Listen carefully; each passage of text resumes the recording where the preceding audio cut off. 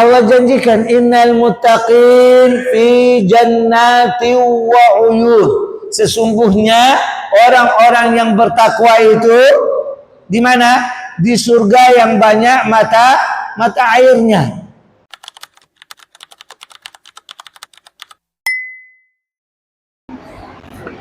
Bismillahirrahmanirrahim. Alhamdulillahirabbil alamin. Alhamdulillahilladzi alafa baina qulubina fa asbahna bi ni'mati ikhwanan. Asyhadu an la ilaha illallah wahdahu la syarika lah. Wa asyhadu anna sayyidana wa nabiyyana Muhammad sallallahu wa sallamu alaihi. Allahumma shalli wa sallim wa barik ala sayyidina Muhammad wa ala alihi wa ashabihi ajma'in.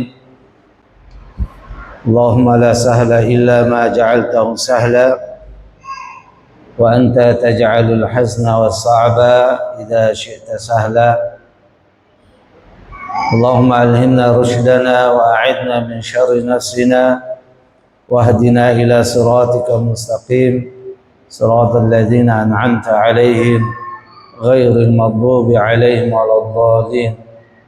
Allahumma faqihna fid din wa 'allimna ta'wil birahmatika ya arhamar rahimin. Wa hayyikum jami'an bi tahiyatil Islam, tahiyya ahli jannah. Assalamu alaikum warahmatullahi wabarakatuh.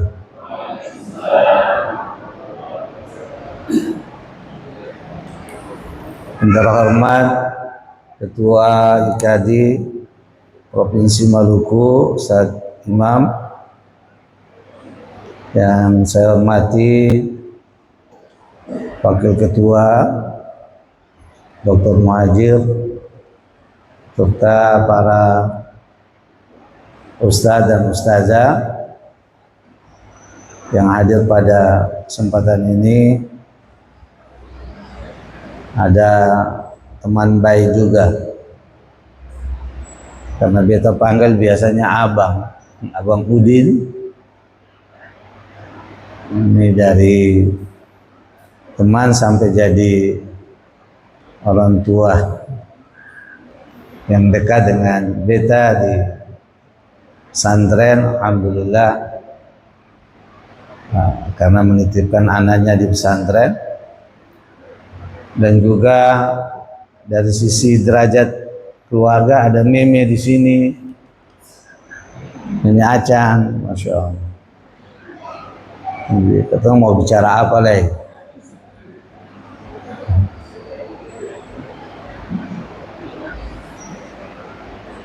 Alhamdulillah,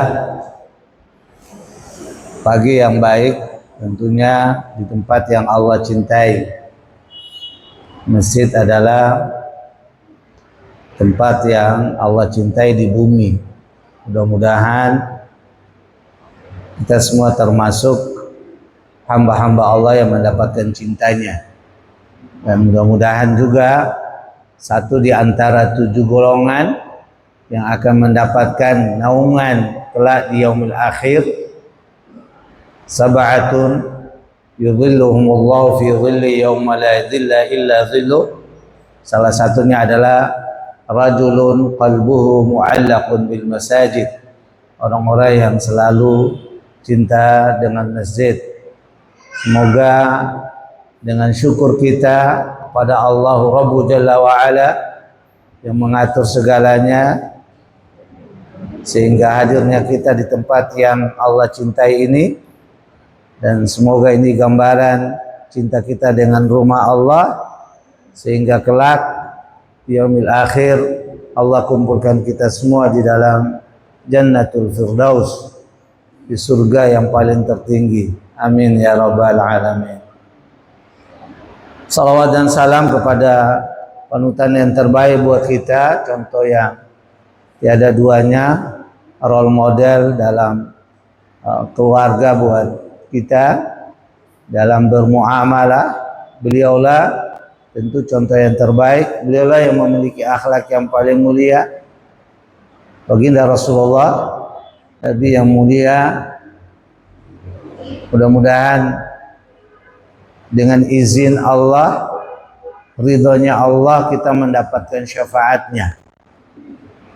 Jadi kalau Allah sudah memberikan izin kepada Rasulullah untuk memberikan syafaat kepada umatnya, tapi di antara syarat kita mendapatkan syafaat beliau itu kalau kita mendapatkan ridho dan izin dari Allah Subhanahu wa taala juga.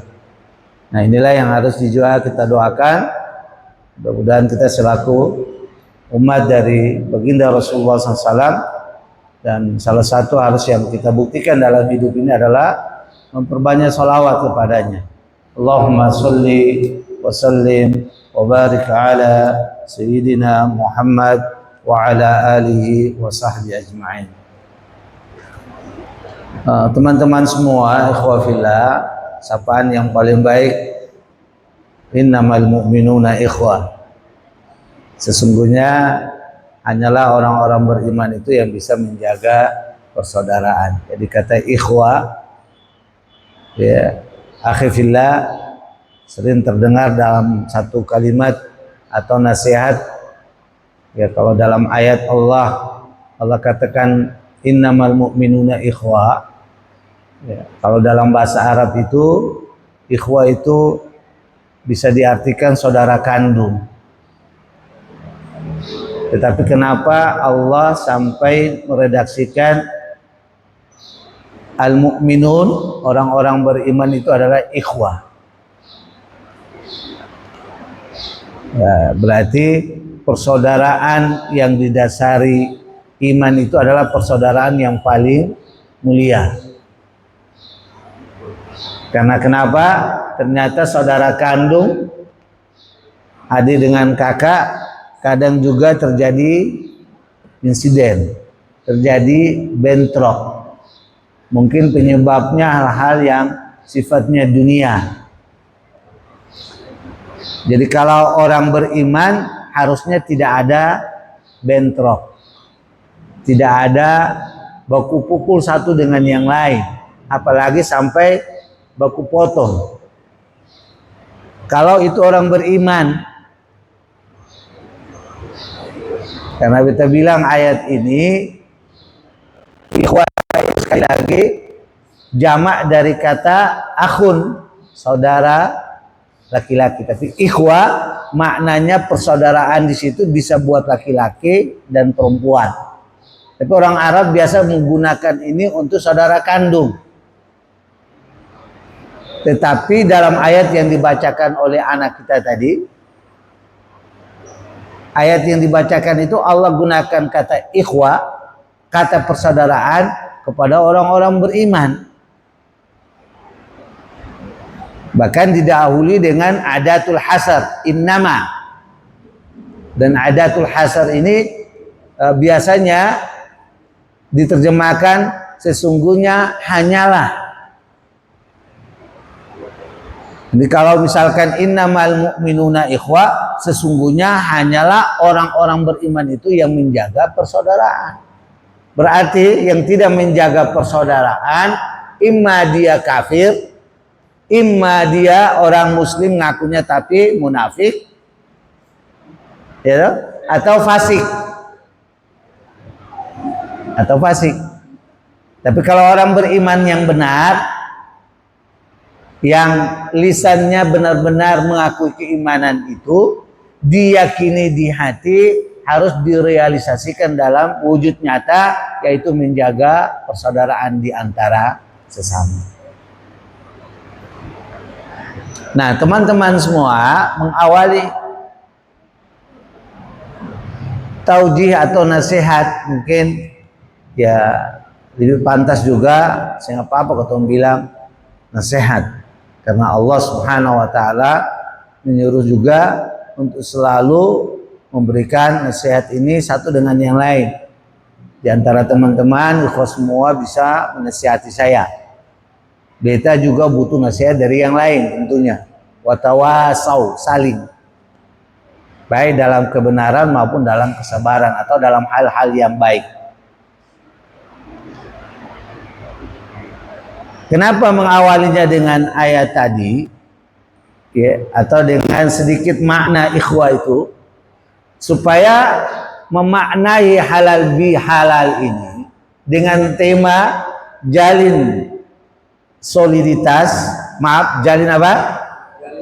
Silaturahmi, kuatkan soliditas, bangun kolaborasi. Masya Allah, temanya bagus. Ya, memang Pak Prof kita ini luar biasa kalau ngasih tema. Kadang-kadang tema beta belum ketemu akad selama 20 tahun isi tarhib Ramadan, dapat tema dari Pak Prof luar biasa. Transformasi kebaikan. Masya Allah. Nah, kita bangun persaudaraan dulu atas dasar iman. Rasulullah SAW ketika tiba di Madinah, apa yang pertama kali Rasulullah bangun? Pertama masjid. Ya. Yang kedua, persaudaraan antara dua suku besar. Aus dan Khazraj sudah masuk Islam. Kemudian ya, persaudaraan antara Muhajirin dan Ansar. Kalau Aus dan Khazraj ini masuk Islam dengan duta Nabi yang dikirim pada saat itu Mus'ab bin Umair. Jadi Rasulullah datang, alhamdulillah dua suku besar sudah masuk Islam. Kemudian Rasulullah mempersaudarakan orang-orang Madinah yaitu Ansar dengan orang-orang yang baru datang dari Mekah, Muhajir.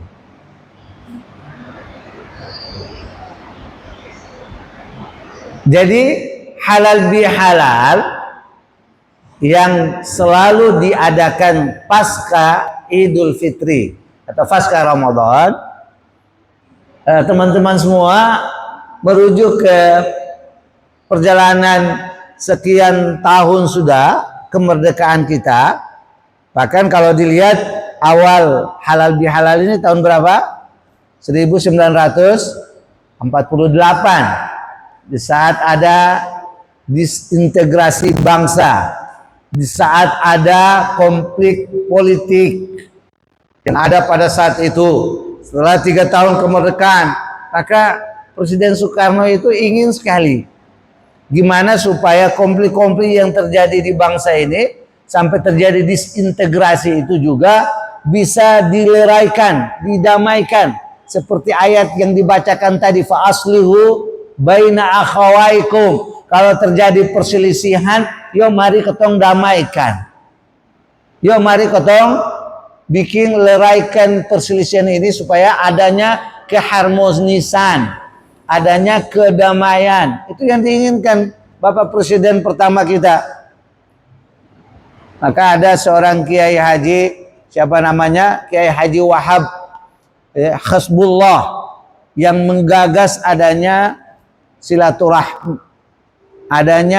silaturahmi. Itulah yang dinamakan dengan halal bihalal. Nah, teman-teman semua, ikhwah fillah, maka beta ingin bilang buat semuanya, awali niat baik ini dari hati yang suci, hati yang bersih. Karena kalau berbicara halal bihalal, ya kan? Halal ya dari kata al-hillu, dan al-hillu dari halla yuhal atau hillun, itu artinya menyelesaikan pertikaian. Jadi kalau sampai kepada halal itu kan artinya membolehkan, tapi awal kata atau asal katanya kan al-hillu itu artinya meleraikan atau menyelesaikan. Ya, ada benang kusut kemudian diuraikan sampai supaya benang itu tidak kusut lagi, itu namanya al-hillu.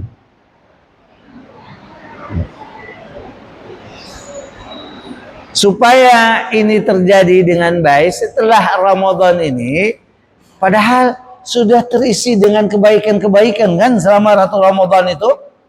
Kata wakil ketua IKD begitu bilang, setelah kita selesai daripada amalia Ramadan, tentu berarti kita menyelesaikan sekian banyak agenda kebaikan. Mau puasanya, mau qiyam, sholat sunnah tarawihnya, bila jadi juga sholat sunnah tahajudnya, infak dan sedekahnya sampai ke zakatnya, bahkan didahului juga dengan iktikafnya. Sekian banyak amaliyah as-salihah, sekian banyak kebaikan-kebaikan yang sudah kita lakukan selama 1 bulan full. Harusnya keluar dari Ramadan itu lulus kita dengan predikat atau ijazah takwa yang Allah janjikan. Dan tapi itu bahasanya kan moga-moga, la'allakum tatakun. Jadi keluar Ramadan berarti kita dapat predikat atau ijazah takwa. Kalau sudah dapat ijazah takwa, mudah-mudahan kebaikan yang didapatkan sepanjang kehidupan kita setelah itu. Ya, kan Allah janjikan, innal muttaqina fi jannati wa uyun akhirina ma atahum rabbuhum innahum kanu qabla dhalika muhsinin kanu qalilan minal laili ma yahja'un wa bil ashari hum yastaghfirun wa fi amwalihim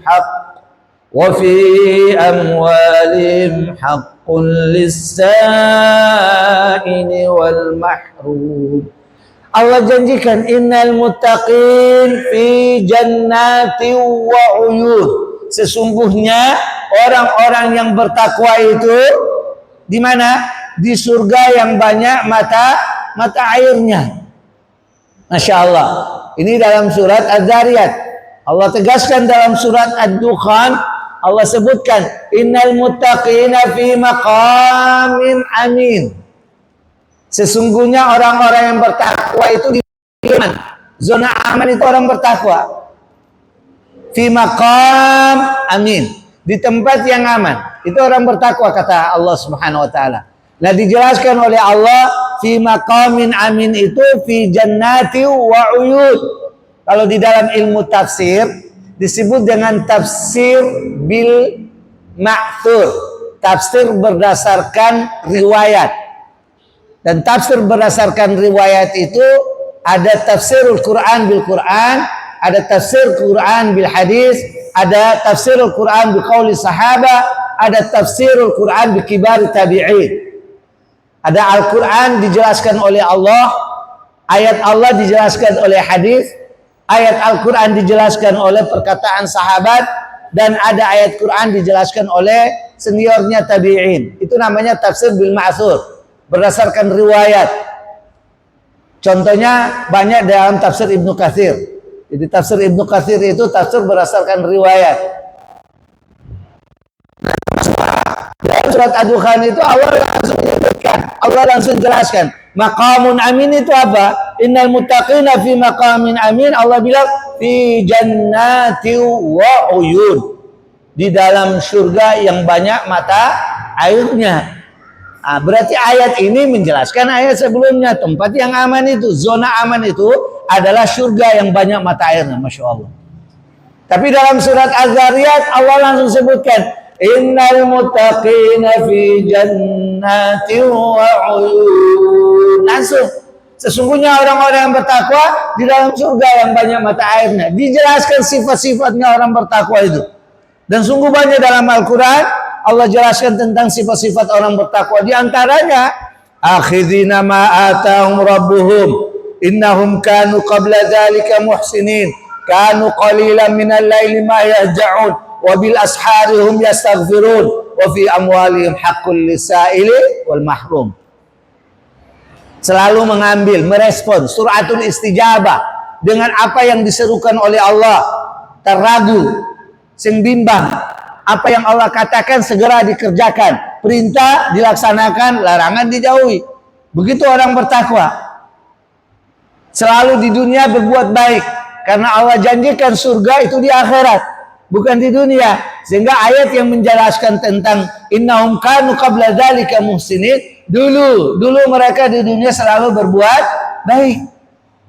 Berbuat baik, lisannya baik, ya, kata-katanya baik. Bahkan pikirannya juga baik. Tidak ada negatif thinking di dalam pikirannya. Selalu positif thinking. Harus husnuzon, prasangka baik, bukan su'zon. Itu orang bertakwa. Yang dikedepankan adalah hal-hal yang bermanfaat. Gitu. Ya. Sehingga melahirkan juga pribadi-pribadi yang baik dalam tingkah lakunya. Dan itu sesungguhnya sumbernya di sini tadi kita bilang. Dan bahkan teman-teman semua ikhwafillah, sumbernya di mana? Apa yang kita makan, apa yang kita minum, apa yang kita pakai. Yang akan menjadi darah daging buat kita. Yang akan membersihkan hati kita. Maka seorang ulama tabi'in, Ibrahim An-Nakhai rahimahullah mengatakan, di antara cara untuk membersihkan hati itu, bagaimana kita jauhi yang syubhat dari diri kita. Kalau syubhat saja sudah dijauhi, apalagi yang haram, ya kan? Yang tidak jelas kehalalan dan keharamannya harus kita jauhi, apalagi yang diharamkan Allah Subhanahu wa ta'ala. Innal halala bayyinun wa innal harama bayyinun wa bainahuma umurun mustabihatun la ya'lamuhunna katsirun minan nas faman ittaqa syubuhat faqad istabra'a li dinihi wa 'irdihi wa man waqa'a fi syubuhat waqa'a fil haram.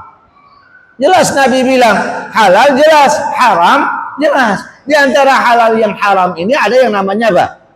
Syubhat, abu-abu kata orang. Yang jelas. Jangan diintervensi lagi. Kalau memang itu diintervensi syubhat, sudah jauhi. Ini halal apa haram? Ragu tuh. Lama yuribu. Sudah kalau meragukan tinggal. Kalau tidak jelas ya sudah tinggalkan. Siapa yang hindari syubhat kata Nabi apa? Famanittaka syubhat faqad istabra'a li dini wa 'irdi. Dia sudah menjaga agama dan kehormatan dirinya. Tapi sebaliknya siapa yang mengkonsumsi atau menjerumuskan dirinya kepada yang syubhat, sama dengan apa? Dia menjerumuskan diri kepada yang diharamkan oleh Allah. Kalau sudah seperti itu akan merusak hati yang suci, hati yang bersih ini. Kalau hati ini sudah dikotori, kalau hati ini tidak bersih, bagaimana kita mau mengharapkan yang ini? Tidak akan bisa. Benar. Tidak akan bisa. Karena semuanya dari sini. Ini semuanya dari hati. Ya. Kan hadisnya masih lanjutkan. Ada lanjutannya tidak? Ya. Wa inna malikin. Ya. Wa inna apa hadisnya? Siapa yang hafal hadis? Lanjutannya apa? Waman waqa'a fi subuhat waqa'a fil haram qarra'i yar'a haula al-hima yushiku an yarta'a fi ala wa inna likulli malikin himan ala wa inna himallahi maharimu ala wa inna fil jasadi mudghatan idza saluhat saluhal jasadu kulluhu wa idza fasadat fasadal jasadu kullu ala wa hiyal qalb. Begitu kata Nabi, qarra'i yar'a haula al-hima. Nabi bilang seperti pengembala yang mengantarkan gembalaannya itu di sekitar batasan atau wilayah-wilayah yang terlarang. Kita sering menganalogikan punya kambing, bawa dijaga kambingnya ini baik-baik.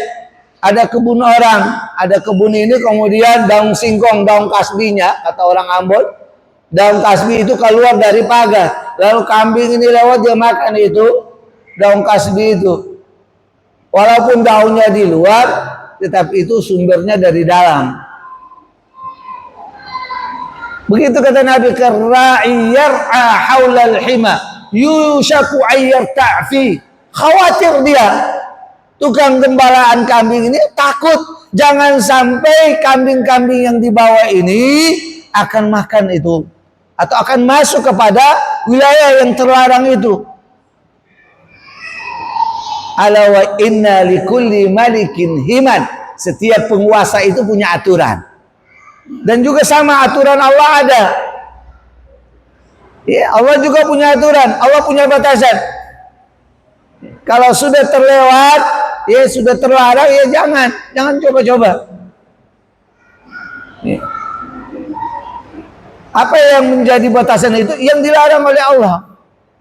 Wahimallahi maharimuhu. Dan ingat kata Nabi, di dalam tubuh ini ada segumpal daging. Kalau dia baik, baik seluruh tubuh. Kalau dia buruk, maka buruk seluruh tubuh. Ala wahiyal qalb. Apa itu? Ya hati, kata Nabi. Nah ikhwan, akhwati fillah, teman-teman semua, maka ini yang menjadi harus diperhatikan oleh kita semua. Ya, sekali lagi, tidak bersihnya hati kita, yang diniatkan, yang diinginkan supaya kita memahami ini, insya Allah akan berjalan baik kalau hatinya bersih.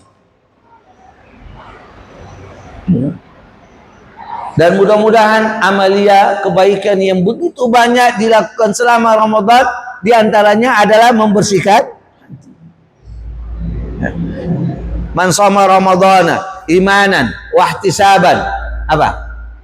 Ghufira lahu ma taqaddama. Man qama Ramadhana imanan wa ihtisaban, ghufira lahu ma taqaddama. Apa lagi?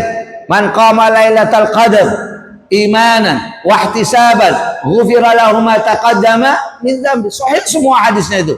Siapa yang berpuasa, siapa yang melakukan qiyam, salat sunat tarawih, siapa yang berusaha mencari Lailatul Qadar dengan iman dan penuh harap, Allah akan mengampuni dosa-dosa yang lampau. Belum lagi ibadah-ibadah yang dikerjakan. Setiap kebaikan akan menghapuskan dosa, kan? Salat 5 waktu akan menghapuskan dosa, tidak? Hah? Menghapuskan dosa. Mana dalilnya? Dalilnya ada. Puasa Ramadan menghapuskan dosa selain hadis tadi. Bahkan antara 2 Ramadan akan menghapuskan dosa kita. As-salawatul khams wal jum'ah ilal jum'ah wa Ramadan ila Ramadan kafaratun bainahunna idza istunibatil kaba'ir. Salat 5 waktu berarti zuhur, asar, asar, maghrib, maghrib, isya, terus isya subuh, subuh zuhur. Di antara 5 waktu salat itu, wal jum'ah ilal jum'ah, Jumat ke Jumat, berarti di antara 2 Jumat. Wa Ramadan ila Ramadan, Ramadan dan Ramadan. Kafarah, kata Nabi. Apa kafarah? Dihapuskan. Jadi dihapuskan kafaratun lima bainahunna. Di antara amal-amal tadi, antara sholat 5 waktu, di antara 2 Jumat, di antara 2 Ramadan, dosa-dosanya diampuni. Idastuni batil kabair, kalau dia menjauhi dosa-dosa besar.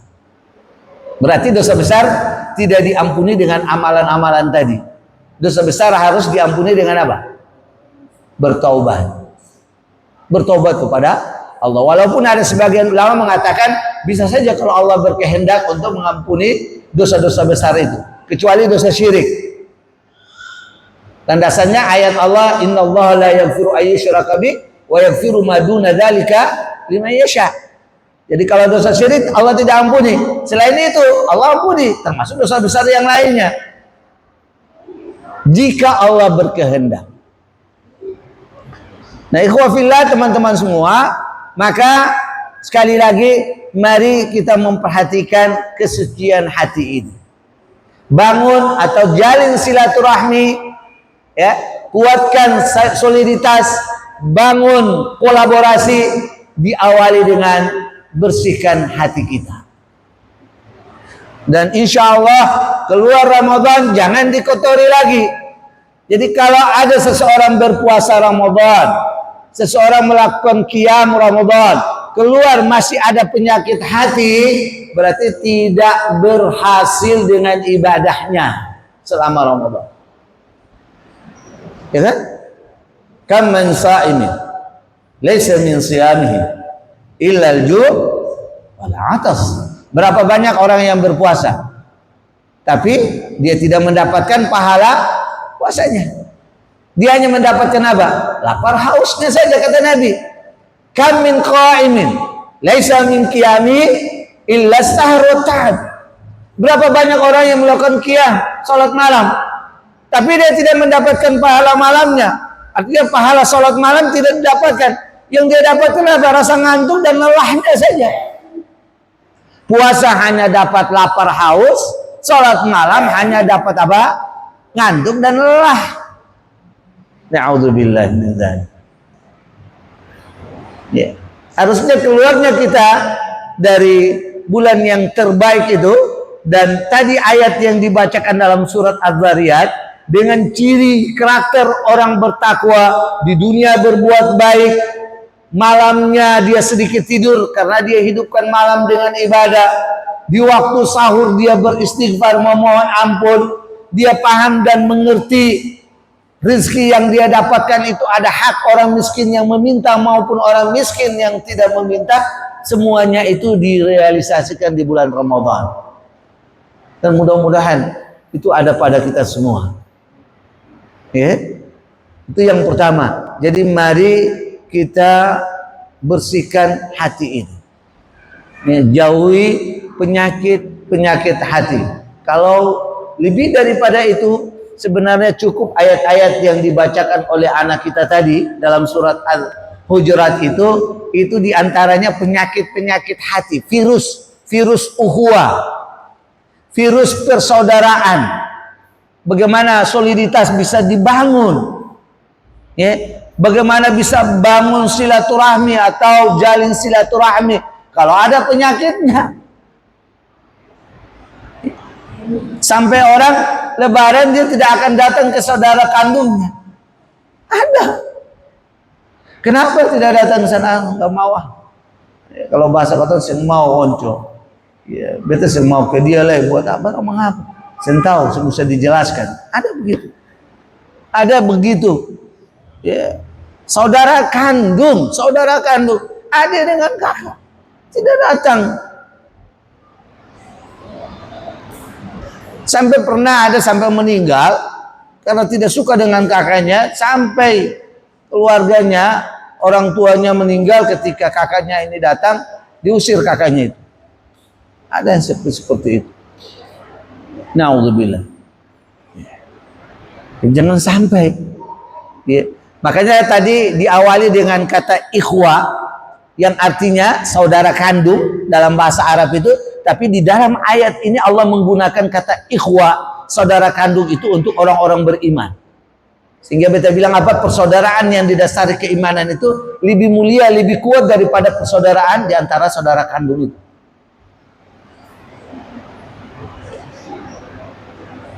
Nah, ikhwah fillah teman-teman semua, sedikit beta bilang ingin dari ayat tadi, coba lihat di antara virus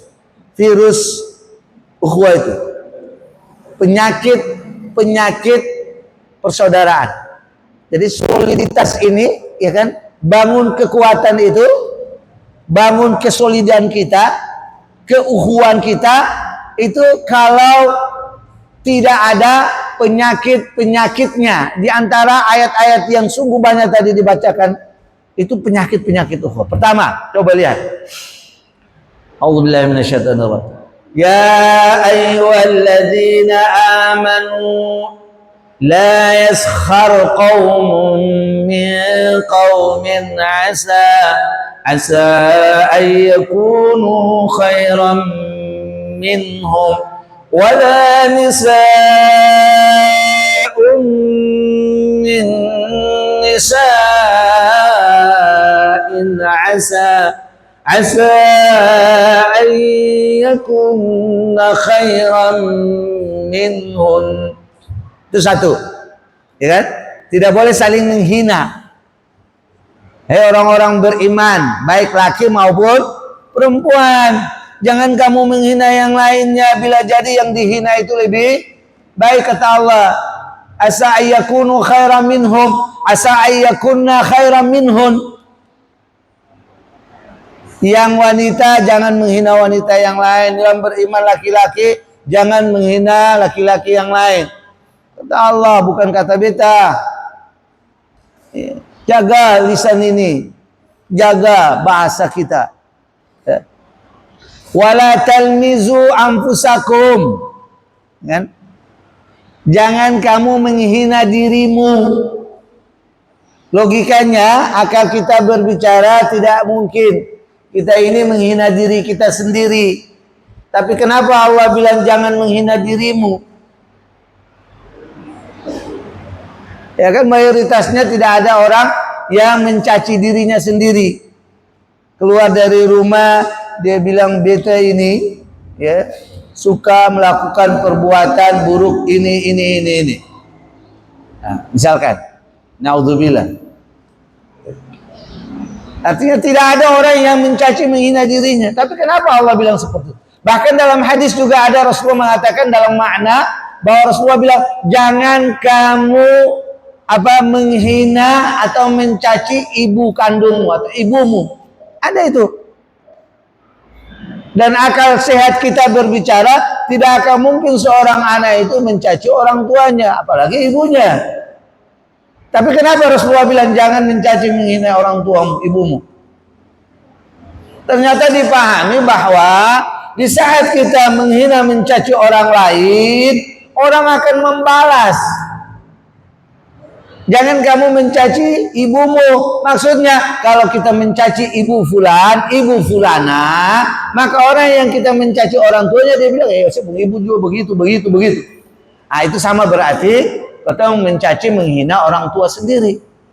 Nah, berarti tidak boleh mencela dirimu di saat kita mencela orang lain akan membalas. Itu sama dengan mencela diri sendiri.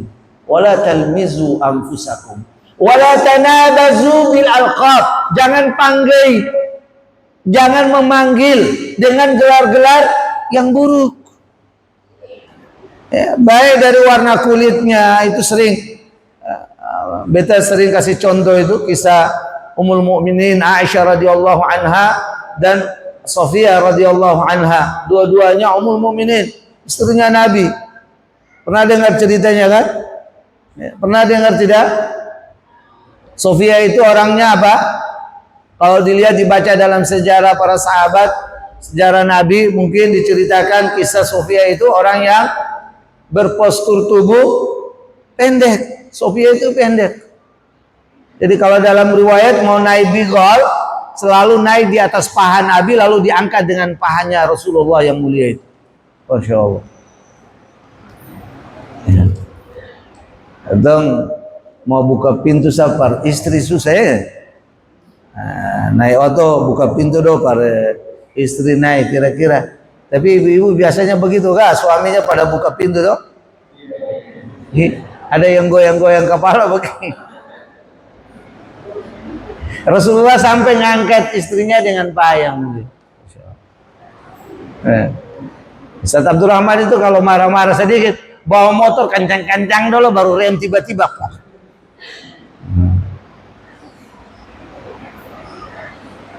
Postur tubuh memang benar pendek, tapi ketika Rasulullah mendengar Ummul Mukminin Aisyah radhiyallahu anha mengatakan ya qasirah, ya pendek.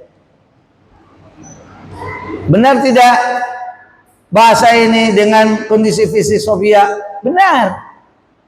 Ketika Aisyah mengatakan wahai pendek, didengar oleh Nabi sallallahu alaihi wasallam. Nabi bilang, ya Aisyah, law ikhtala'ti hadhihi al-kalima bil bahr fayakunul bahru su'an kullaha. Wahai Aisyah, kalau kamu campurkan law ikhtala'ti hadhihi al-kalima, kata ini bil bahr dengan air laut. Kalau kamu campurkan kata ini dengan air laut, fayakunul bahru su'an kullaha. Maka air laut itu akan menjadi kotor seluruhnya. Halo. Kata apa tadi? Kata pendek saja. Ini dulu sekitar 20-an tahun lalu ada santri panggil temannya. Lele. Sekarang jadi populer apa? Ubur-ubur ikan lele. Terus bakumpul le. Mengapa panggil temannya lele? Iya Ustaz, dia pun mulut tuh kayak ikan lele. Astagfirullahaladzim. Kalau teman-teman ikhwafillah yang pernah ke Bekasi, ke Jati Asih, terkhusus ke Pondok Pesantren Darul Hikmah Yapit Bekasi, almarhum Dr. Ahzami rahimahullah, semoga Allah merahmati beliau. Dan juga bapak mantu beliau, pendiri Yayasan Yapit, kita anggap sebagai orang tua, guru terbaik di sana yang selalu memberikan nasihat kepada kami. Jadi kalau ada yang pernah ke sana dari Yapit ke sekarang ini, masya Allah jalannya sudah bagus. Tahun 99, 2000, 2001, 2002 itu rusak bisa sekian menit. Dulu belum macet, lancar. Paling 5 menit sampai ke Yapit dari Komsen, Jati Asi. Tapi dulu kalau jalannya rusak, auzubillah. Pantas Susaki, habis auto balumpa-balumpa angkot tuh. Jadi ada salah satu anak kena penyakit gatal. Akhirnya ada tanda-tanda di kulitnya. Tiba-tiba ada seorang temannya bilang, Komsen. Komsen. Mengapa Ustaz panggil Ustaz pun tamang Komsen? Ya Ustaz dia pun kulit kayak jalan Komsen. Oh. Itu anak-anak, banyak itu biasanya begitu. Ibu-ibu seng, bapak-bapak seng. Tapi kadang muncul bahasa ini, bahkan naudzubillah kalau di kampung-kampung, di kota-kota seng. Ini kan kelihatan tampang orang kota semua. Kalau beta kan bukan orang kampung lah, orang gunung. Tinggal di gunung.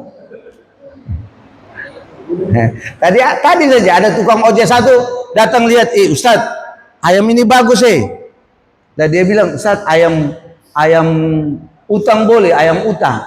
Ayam utang itu mahal-mahal. Tapi dia bilang, ini ayam utang. Dan dia bilang, Ustaz, ini ayam bagus ini. Tapi dia bilang, ini utang besar ini. Rumah baru satu di sini saja, saya lihat kiri kanan. Ada rumah di sini. Ini ayam utang ini. Baik, artinya ada bahasa-bahasa yang muncul ini banyak pasti. Kalau di kampung-kampung itu makin naudzubillah. Sampai anaknya sendiri dipanggil anjing, babi. Astagfirullahaladzim. Betul ke tidak? Betul ke tidak? Itu sering terdengar. Mudah-mudahan para guru, para ustadz, para dosen, ya, jangan sampai ini keluar pada mahasiswa kita, jangan sampai keluar pada murid-murid kita dengan bahasa-bahasa yang tidak bagus. Maka ingat bahasa Rasulullah kepada Aisyah tadi, air laut akan jadi kotor semua. Dengan kata pendek itu sama dengan Rasulullah mengatakan kepada Abu Dzar, ya Abu Dzar, inna fika mru'un jahiliyah. Hei Abu Dzar, di dalam dirimu itu ada ciri-ciri jahiliyahnya. Kenapa? Ketika Abu Dzar mengatakan kepada Bilal, yabna sauda, wahai anak hitam. Bilal hitam, benar, hitam sekali Bilal. Ya, tapi ketika Abu Dzar mengatakan wahai anak hitam dan didengar oleh baginda Rasulullah SAW, kata Nabi, ya Abu Dzar, inna fika mru'un jahiliyah. Di dalam dirimu itu ada ciri-ciri jahiliyahnya.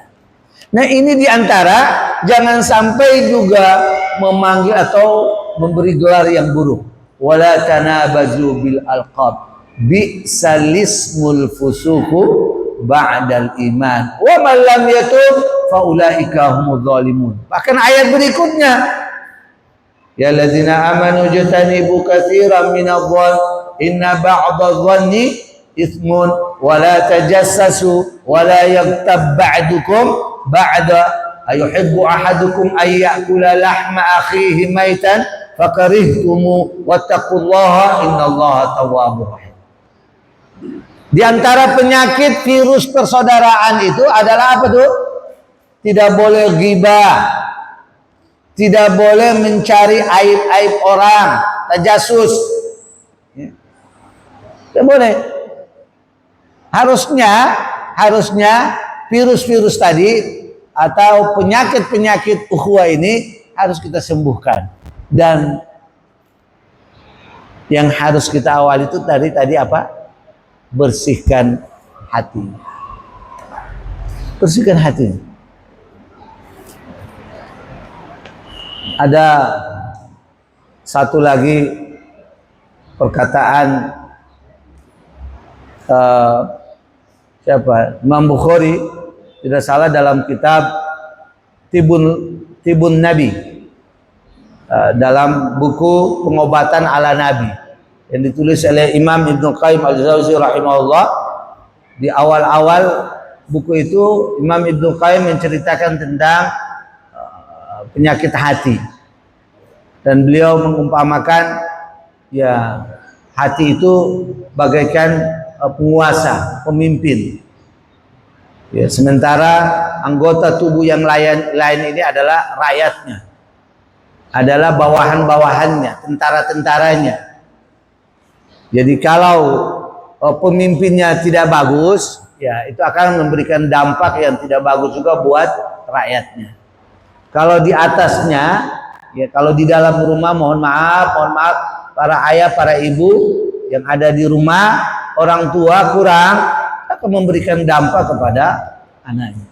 Tidak bisa dipungkiri, tidak bisa dibohongi. Maka mari kita awali dengan bersihkanlah hati kita dari penyakit-penyakitnya itu. Gimana caranya? Mudah-mudahan Ramadan itu menjadikan obat yang pertama yang menyembuhkan penyakit-penyakit yang ada di dalam hati kita. Kemudian teman-teman ikhwafillah, terlihat pada halal bihalal ini bagaimana supaya halal bihalal yang kita adakan ini supaya lebih menguatkan persaudaraan ini dengan senantiasa kita bersilaturahmi, bukan silaturahmi tahunan, tapi boleh jadi kita ingin supaya diperkuat lagi dengan silaturahmi pekanan. Kita bangun kekuatan ini dengan pekanan.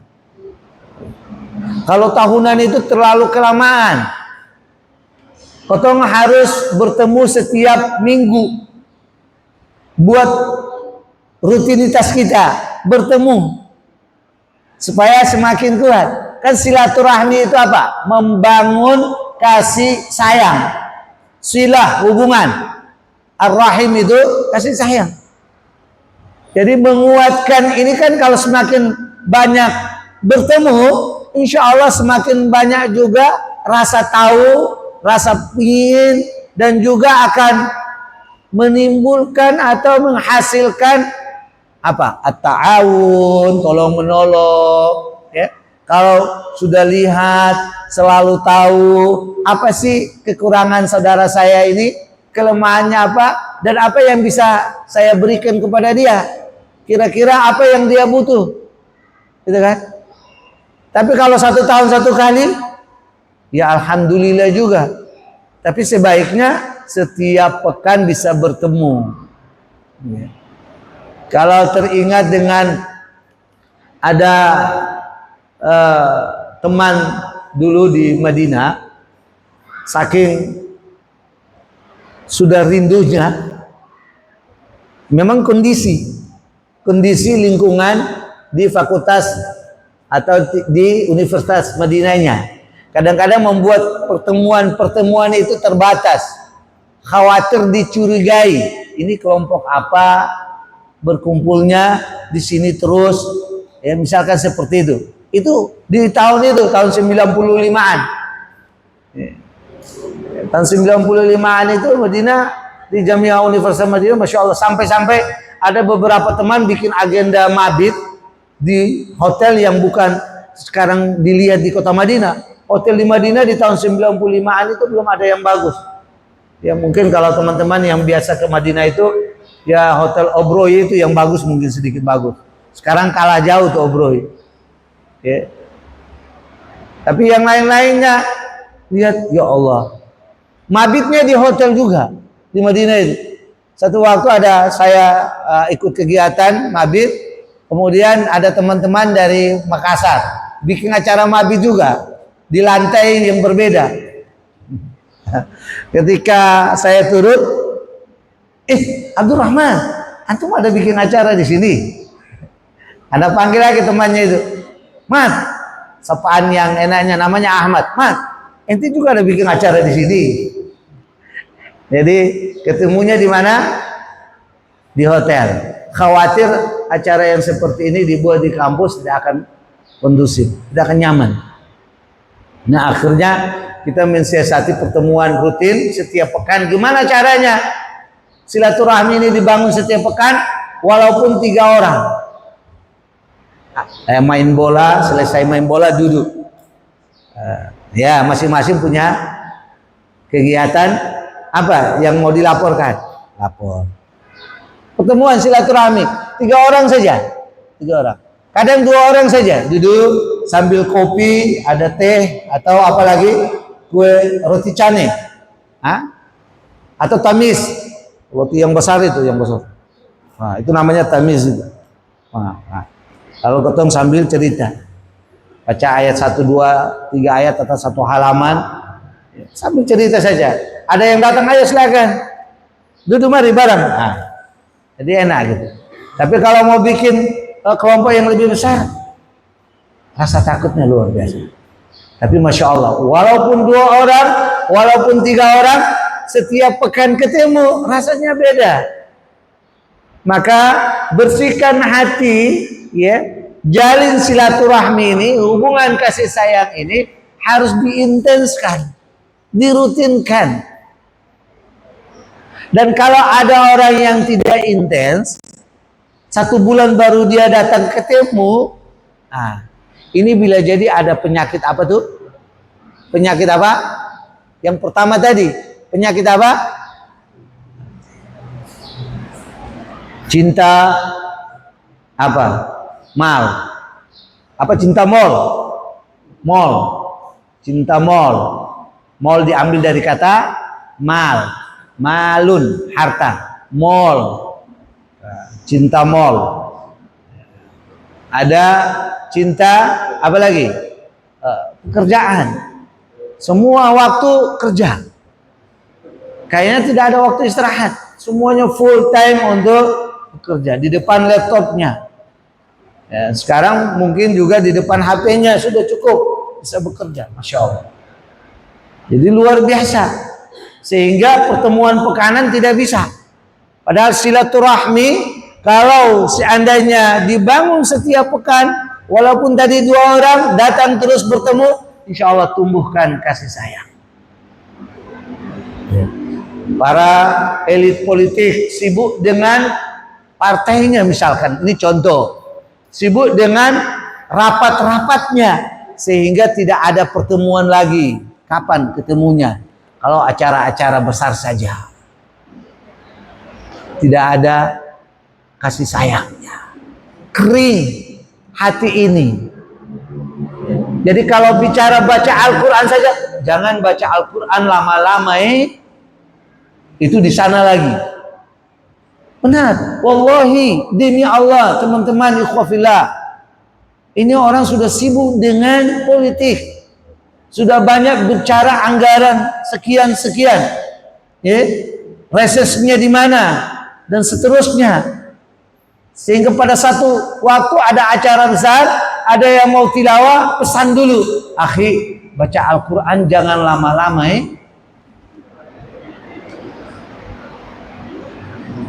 Lah, baca Al-Quran paling lama berapa menit?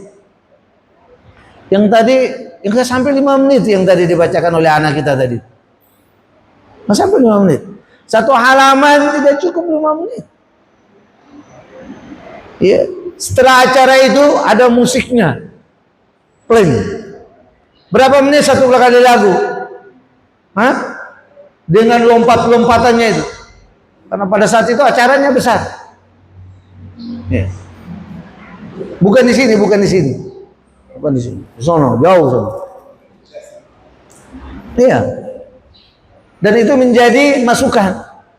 Kenapa mau membaca Al-Quran saja dibilang, mau baca Al-Quran saja dibilang jangan. Ikhwan, akhwat, teman-teman semua, ini budaya yang sudah ada juga di kita. Mohon maaf, para teman-teman yang suka khutbah Jumat, coba lihat. Ketika disampaikan khutbah, kira-kira berapa persen yang dengar khutbahnya? Yang biasa khutbah di Al-Fatah misalkan. Mayoritas di samping Di depan teras semuanya pada bicara semua, pada main HP semuanya. Kalau beta lihat langsung beta tegur. Yang bicara, tolong jamaah yang bicara jangan bicara dulu. Adik-adik anak-anak yang ribut di luar tolong off dulu. Di mana saja, termasuk di Al-Fatah pernah itu saya sampaikan. Bagi jemaah yang di luar gitu, yang banyak ada komunikasinya dengan teman, yang banyak sibuk dengan HP-nya, tolong di off-kan dulu. Itu good. Dan kebiasaan beta dalam acara-acara begini, kalau ada yang bicara juga ditegur. Jadi terbudaya sesuatu yang buruk. Khutbah Jumat pada ribut, udah dengar. Ya. Ada nasihat agama pada sibuk masing-masing. Bacaan Al-Quran tidak dengar juga, padahal itu terbaik. Allah sendiri bilang, wa idza quri'al Qur'an fastami'u lahu wa ansitu la'allakum turhamun. Dibacakan Al-Quran, dengar, diam, supaya dapat rahmat. Bagaimana mau dapat rahmat Allah? Bagaimana dapat kasih sayang Allah? Kita tidak pernah mendengar ayat Allah dibacakan. Na'udzubillah. Ya. Benar. Ini koreksi diri kita. Bila jadi ada pada diri kita, mungkin ada pada saya misalkan, Al-Quran dibacakan, maka memang saya paling tegaskan buat anak-anak santri itu, nah Al-Quran baca dengar. Ya. Bahkan saya bilang, siapapun teman kamu itu, ya, mau ada kelas, kakak kelas, ya, dilihat lemah, ketika dia memberikan apa? Pengumuman, dia memberikan kultum, dengar dia. Bangunkan ini dulu. Kalau orang tua kamu bicara, nak, abi, umi, ayah dan papanya, mamahnya bilang, dengarkan dulu. Jangan sampai ayah ibunya bicara pergi. Nah, kalau Al-Quran dibacakan saja tidak dengar, Al-Quran dibacakan saja tidak diam, bagaimana nasihat-nasihat dari orang? Nah, oleh karena itu, ya, kasih sayangnya ini, silaturahmi ini juga didasari dengan tadi, pertemuan yang intens, rutin, akan menghadirkan kasih sayang.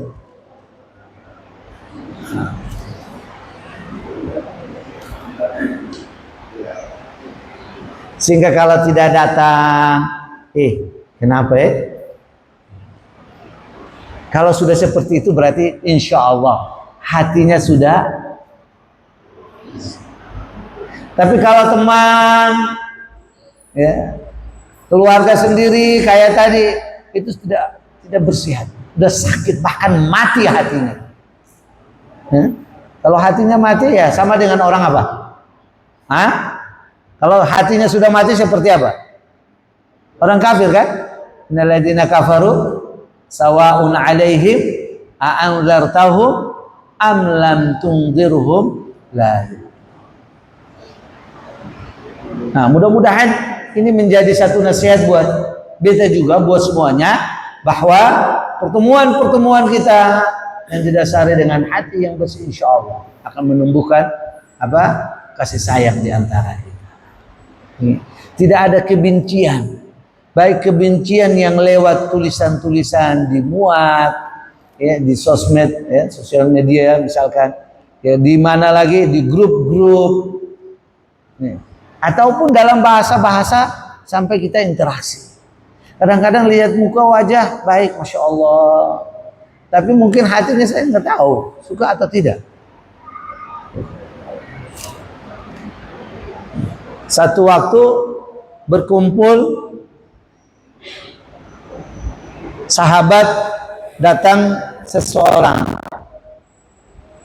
dan orang ini bilang dengan bahasa, ma ra'aitu mithla qurra'ina akbanu butunan wa akdzabu alsunan wa ajbanu indal liqa. Tidaklah saya melihat orang yang ahli membaca Al-Quran. Ma ra'aitu mithla qurra'ina. Dimaksudkan dengan ahli membaca Quran ini berarti generasi pada saat itu adalah Rasulullah dan para sahabat. Tidaklah saya melihat orang-orang yang ahli membaca Al-Quran ini melainkan abbanu butunan. Mohon maaf, perutnya besar. Akdabu al-sunan, lisannya pendusta, pembohong. Wa ajbanu indal liqa, pengecut, penakut ketika menghadapi musuh-musuh Allah. Jadi ada perut besar, digambarkan banyak makan dalam penjelasan itu, pembohong, sama apa lagi tadi? Pengecut. Ada seorang sahabat bernama Malik radhiyallahu anhu, dia mengatakan, "Kadzabta, bohong kamu. Sa'ukhbiruka ila Nabi sallallahu alaihi wasallam." Saya akan beritahukan kamu kepada Nabi sallallahu alaihi wasallam. Coba teman-teman ikhwafillah, ya.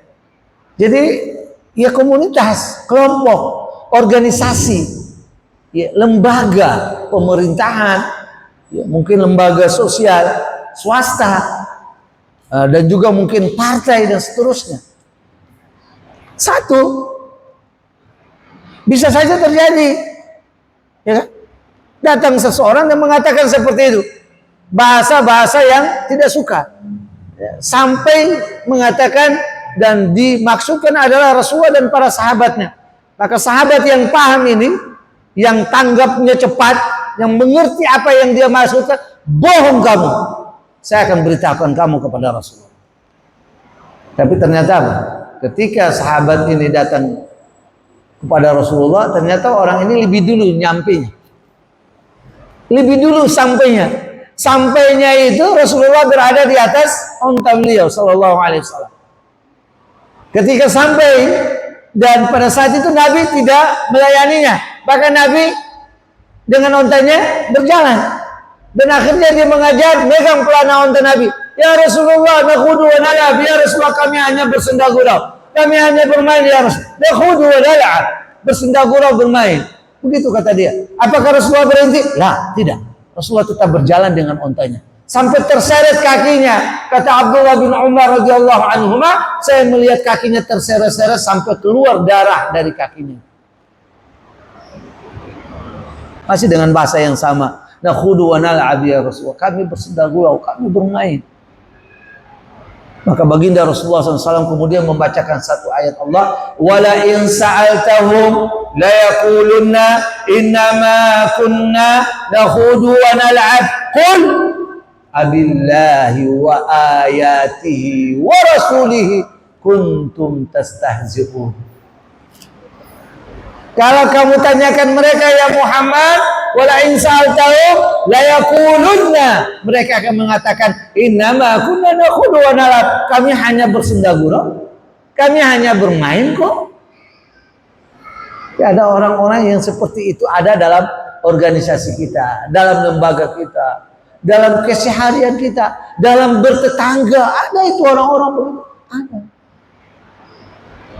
Katakan, qul abillah wa ayatihi wa rasulihi.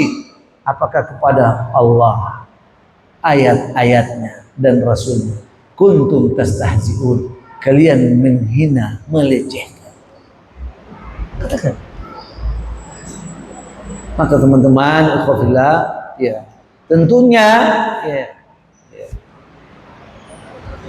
jalin silaturahmi, kuat soliditas kita, bangun kolaborasi ini. Yang kedua, ya, pertemuan yang intens itu yang harus kita harapkan bisa menumbuhkan kasih sayang di antara kita. Tidak ada kebencian.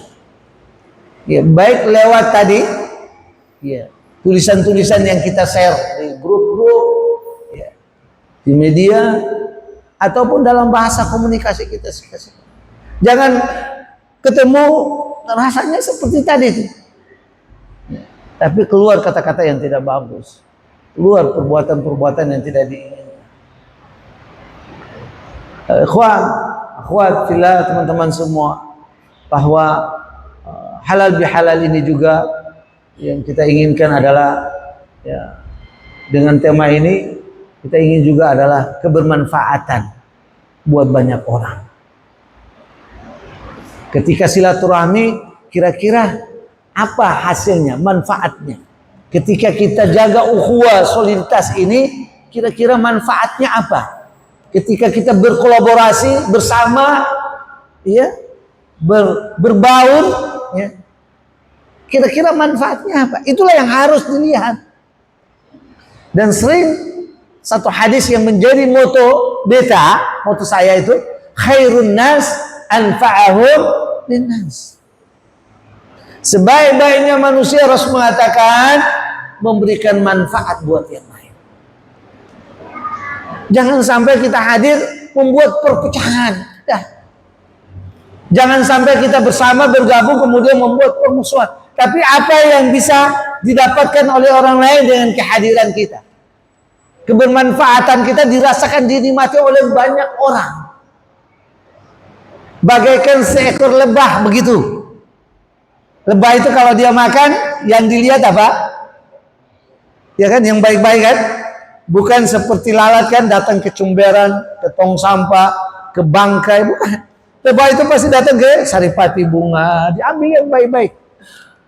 Sehingga di perut lebah itu juga baik. Di perut lebah itu obat, dinikmati banyak orang. Pasti itu lebah. Dan lebah, dia tidak pernah merusak ranting yang sudah lapuk itu, teman-teman. Jadi kalau ranting pohon yang sudah lapuk, sudah rusak, busuk, disentuh saja jatuh, lebah hingga di situ sempurna, itu dia kasih rusak ranting. Sehingga Rasulullah dalam sebuah hadis mengatakan, masalul mu'minin kamathalin nahlah in akalat thayyibah wa in wada'at thayyibah wa in waqa'at ala 'udin nakrin lam yukrah. Lebah itu kalau dia ambil, dia makan yang baik, yang dia keluar dari perutnya yang baik. Kalau dia berhinggap atau berhenti di satu ranting yang lapuk, dia tidak akan merusak. Begitulah orang mukmin. Ya, yang hati yang bersih tentu dari makanan yang halal tadi. Yang dia makan itu yang baik, sumbernya halal. Teman-teman, ikhwafillah, hati-hati yang haram. Sekecil apapun, sedikit apapun dihindari, dijauhi, tidak jelas. Mudah. Ya, mungkin waktu tarikh Ramadan, waktu ada diminta di mana di Yayasan As-Salam itu, kita ada cerita kisah satu orang ulama, mudah-mudahan ini menjadi penguat kembali supaya kita lebih hati-hati lagi. Siapa namanya? Kahmas bin Hasan. Jadi Kahmas bin Hasan ini satu waktu datang salah satu temannya ke rumah dia. Ketika sampai di rumahnya, dia melihat Kahmas ini sedang menangis. Lalu Kahmas ditanya, "Ya Kahmas, limadza tabki? Kenapa kamu menangis?" Kata Kahmas, "Tazakkartu dzanban." Saya ingat satu dosa. Ikhwan, akhwat fillah, satu dosa. Tadi kalau bahasa Aisyah radhiyallahu anha kepada Sofia, cuma kata pendek, air laut yang suci dan mensucikan itu jadi kotor seluruhnya.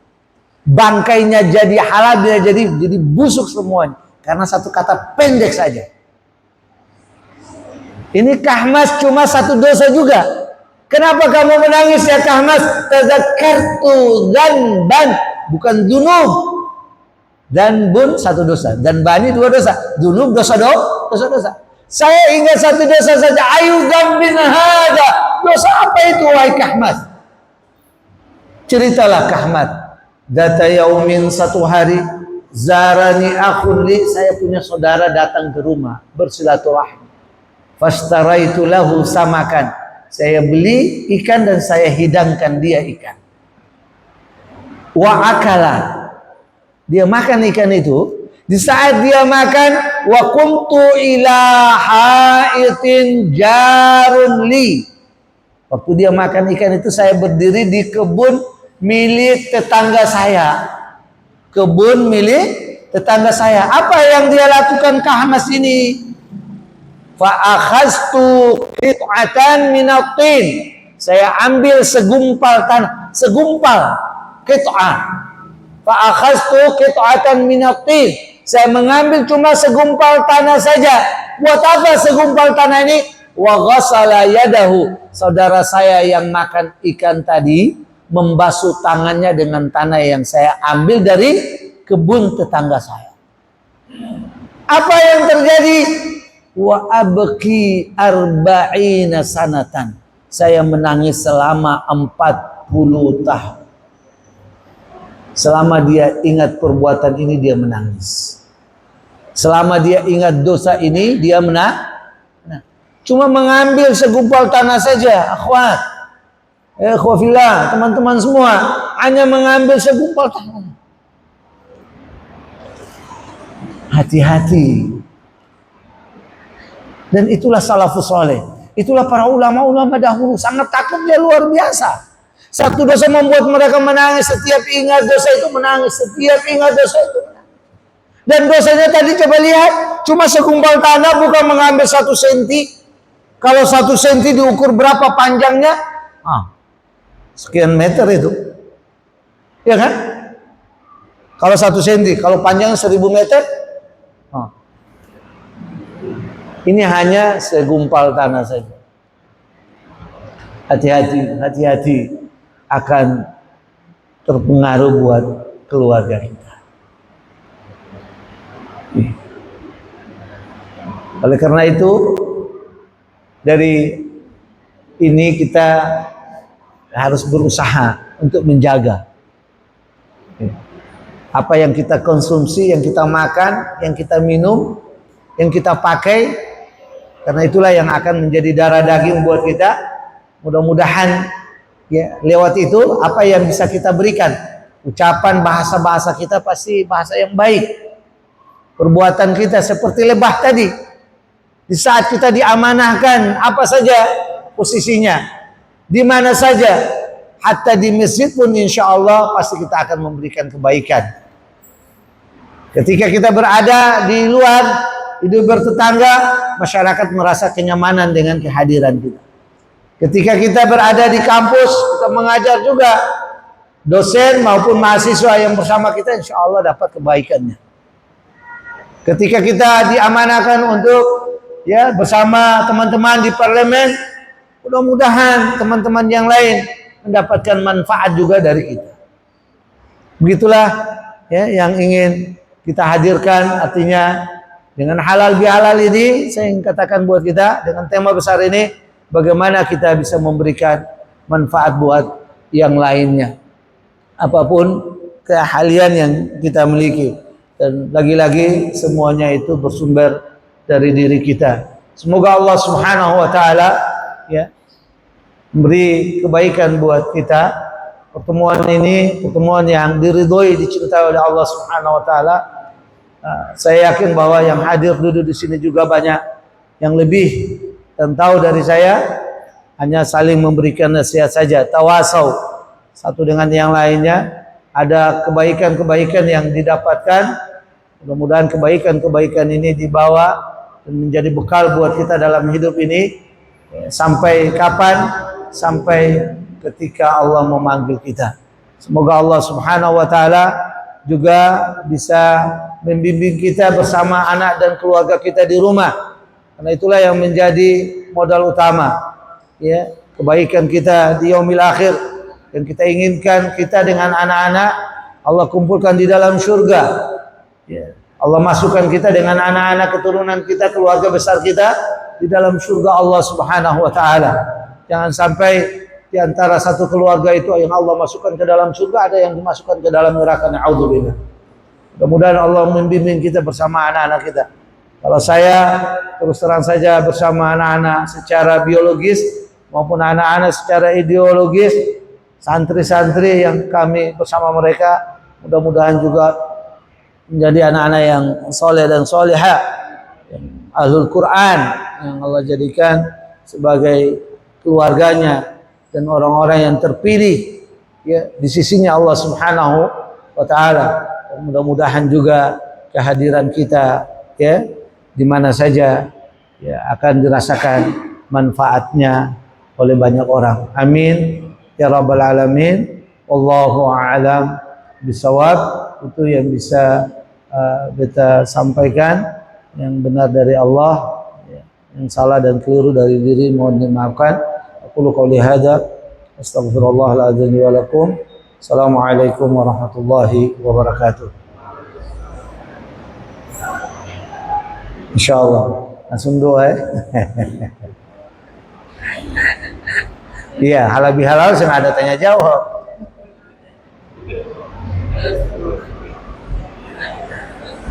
Apa ada yang mau nanya? Sengaja tuh. Insyaallah dalam pertemuan yang lain kita bisa ketemu dan kita ingin dengar banyak dari yang lainnya. Baik, khafillah teman-teman semua di tempat yang Allah cintai ini, dengan amal soleh kita, niat baik kita hadir di tempat ini, duduk bersama-sama mendengar ayat-ayat Allah dan hadis-hadis Nabi, bagian daripada amal soleh kita, dan marilah kita bertawasul memohon kepada Allah dengan amal saleh kita. Kita awali dengan membaca Ummul Quran ala hadhihi niyyah wa kullu niyatin salihah.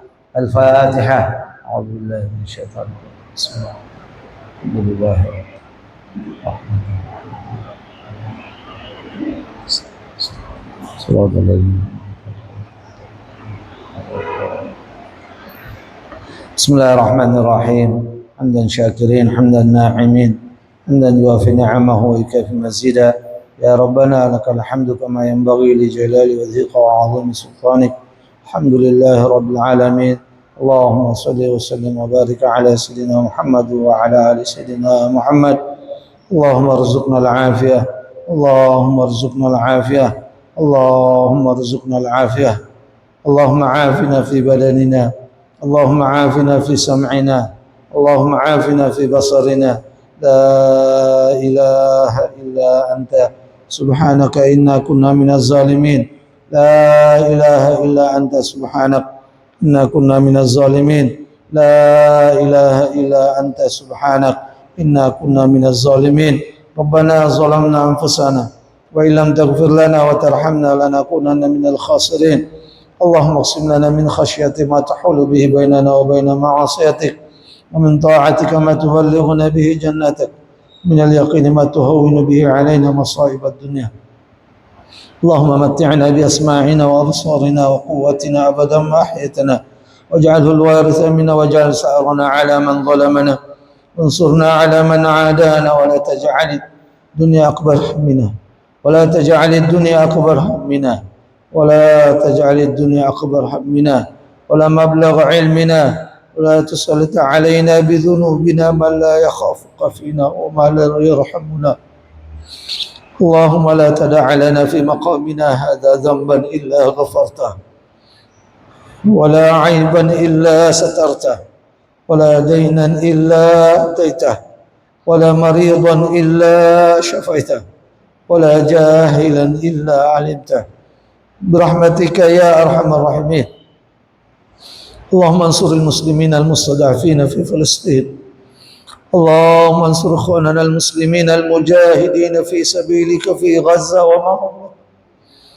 اللهم انصر اخواننا المسلمين المجاهدين في سبيلك في غزة وما حولها.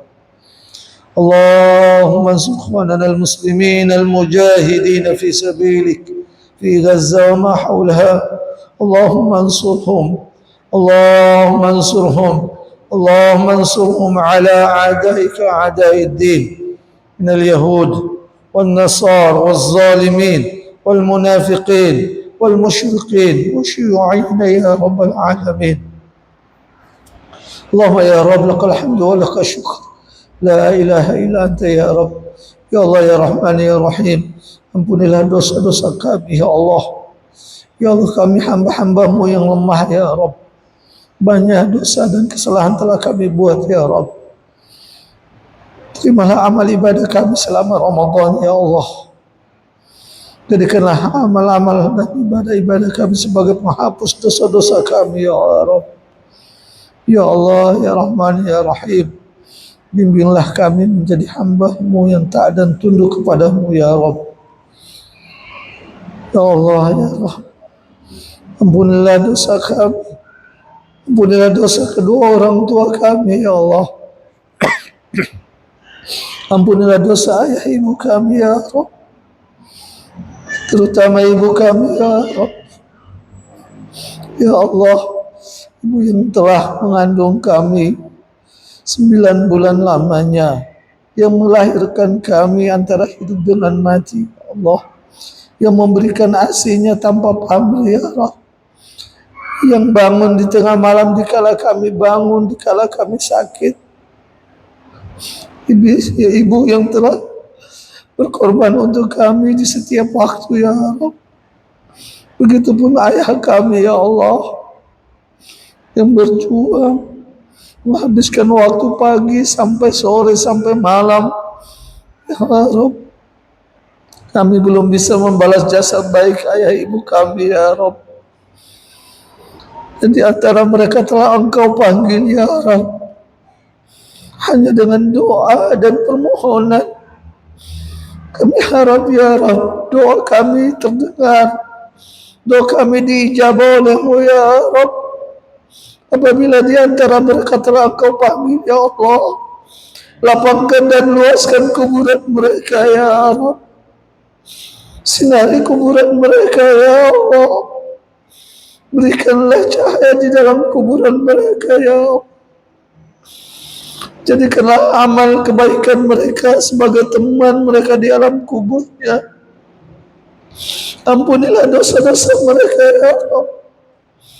Ya Allah ya Rabb, jadikanlah kuburan mereka seperti taman surga-Mu ya Rabb, bukan seperti tempat di dalam sisaan api neraka.